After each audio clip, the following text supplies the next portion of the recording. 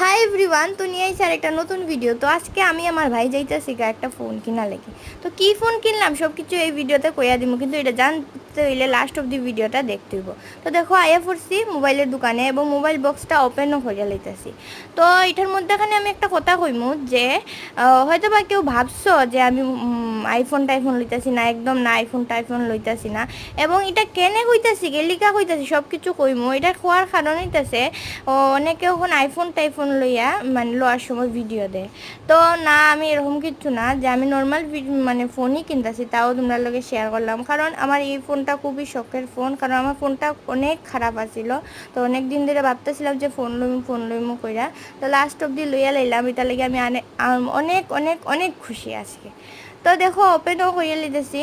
তো কইও ফোনটা কীরকম হয়েছে। আরেকটা কথা কইয়া দিমু যে এখন থেকে আমার ইউটিউবে ডেইলি ভিডিও আইব। তো তোমরা সবাই আমার ভিডিও ভালো লাগলে তোমরা সবাই লাইক কমেন্ট করে দিও।